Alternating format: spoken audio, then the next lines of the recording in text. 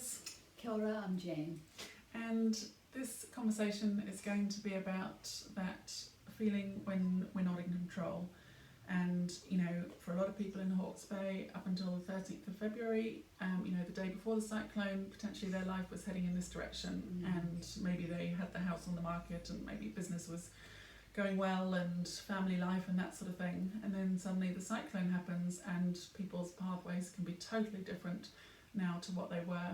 And so it's, you know, and then there's also the bringing in the questions of insurance, of zoning, of funding, you know, those things that we don't have, often don't have a lot of control over, you know, chances of some of these natural disasters and events happening again. Jan, can you give us some ideas and thoughts as to, you know, that uncertainty and unknowns and, you know, feeling like we're not in control of our lives? What can help?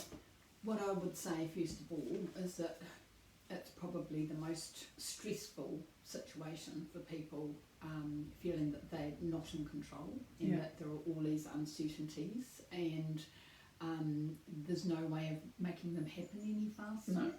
So I just want to acknowledge that is an extremely difficult place for people to be, and particularly for people who have already suffered from anxiety, because people with anxiety, that is their major thing really, is fear of the unknown and not being able to be certain about what's going to happen next.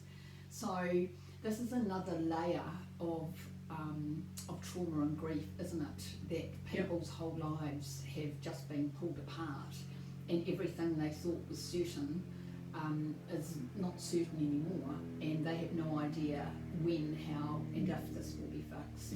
So that's very big. And I think, you know, right there it's acknowledging that it's very big. It's, you know, it's not just you know, a little thing that I've got to sort of get used to. It's a big thing, absolutely. And again, not measured by what we've lost. No, that's right, because it will be different for different people. And also there's no time frame. So probably most of us can cope reasonably well with uncertainty for a specified time. This is what I've got to get to. This is how I'm going to deal with it. That's right. And so what people are dealing with now is there is no specified time frame, and they have no idea how long this is going to go on for. And I wish I had an easy answer, but there isn't one. It is about just keeping on trusting yourself to get through each day. And so I think basically it is a day by day thing, and maybe people having an idea of what they want to get done today, what they want to get done this week, what they want to get done this month, and the things that they can do. So there will be things they can control, like filling in the forms, making the phone calls, being in touch with the agencies and insurance companies, etc., that they need to be. And then knowing when they've done what they can. Absolutely. And just acknowledging this feels pretty shit actually, but this is out of my control. And so the best they can do then is keep tabs on where things are at, and so they could do a regular check-in or sort of a reasonable nagging process.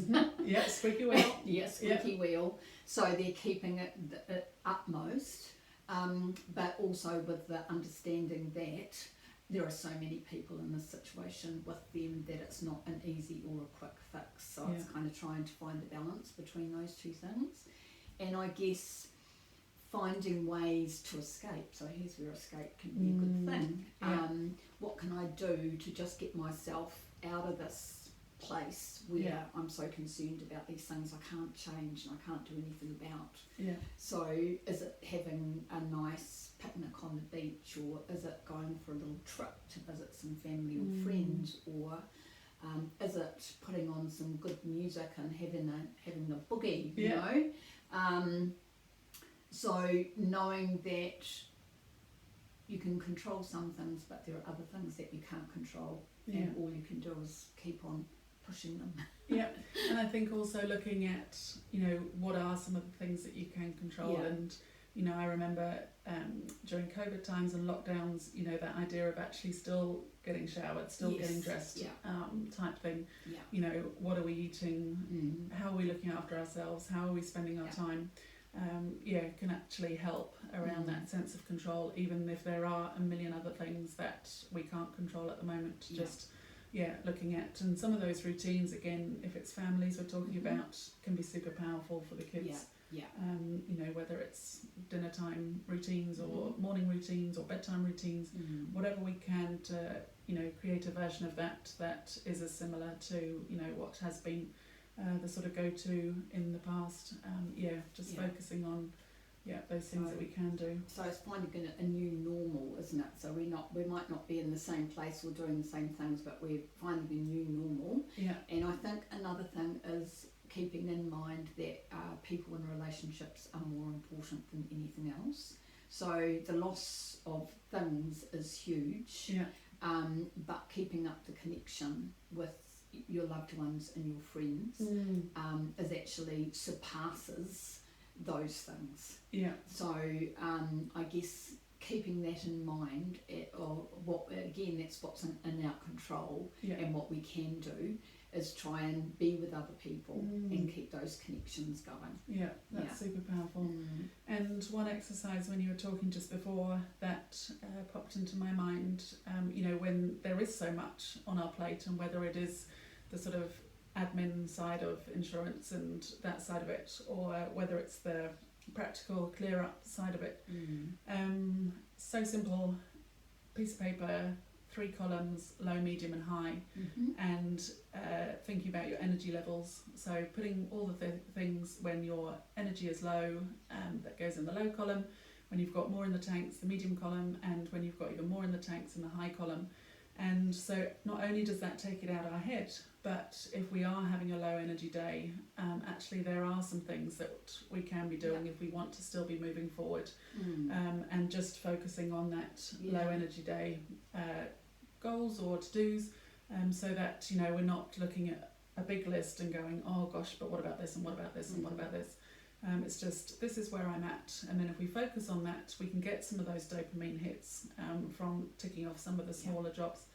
And then looking at, if there is something on that high column and maybe it's got a deadline, then how can I break it down, or what can I do to get energy in the tanks, to look after myself, to tackle that project, and who can I get in to help me? Might be an early night, it might be doing some self-care first and then tackling the project. So just that super simple exercise takes it out of our head, which is helpful anyway. And then we can really check in the morning of where I'm at. And then if we've got other people around us, they might be on a high energy day, great, you focus on some of those things. I'm on a low energy day, this is where I'm at, and I'm okay with the fact that I'm this is what I can control and this is what I'm focusing on today. It can just I think that's really good, and then that's reminded me of a little metaphor that I've used in the past with people that feel like they've got so much to do and they feel overwhelmed because the task seems so big, and that's the Swiss cheese metaphor, which is you just take one bite out of the cheese. We're using Swiss cheese because it's got holes in it anyway, but every bite you take, so you can imagine a little mouse taking a bite out of the cheese, every bite that comes out is one less thing, and the cheese is becoming smaller. So it kind of goes quite well with your 3 columns, doesn't it? That instead of looking at the huge picture and thinking that you have to do everything now, which can be so debilitating, which is just overwhelming sometimes, is thinking every single thing I do is one more task closer to where I want to be, where I want to head. Absolutely. So that idea that you mentioned at the beginning around the day-to-day, sometimes it is the moment-to-moment, and then also the tiny task, tiny step to step still gets us moving in that direction. That's right. Awesome. And that's what we're seeing with the removal of silt, isn't it? Like it was mountains and it's still there, but the mountains are getting smaller. Yeah, absolutely. Okay, key takeaway for this one? I think the key takeaway for this one, I've gone blank so I can't think. So in terms of the control and... yes, is I guess reminding ourselves that, this is this is awful, this is really hard, this is one of the hardest things we deal with as human beings, is not having a sense of control and the time being not specified. We don't know how long it's going to go on for. So think about what you can control and do that. Keep up with your routines and your new normal, if you like. Remember that your people and your relationships are more important than anything, and that each day, if you do something towards your goal, where you want to be in the end, that's one more task done, and that's one more bite taken out of the cheese, and you will get there. Awesome. It will happen. Absolutely. Thanks, Jen. Yeah.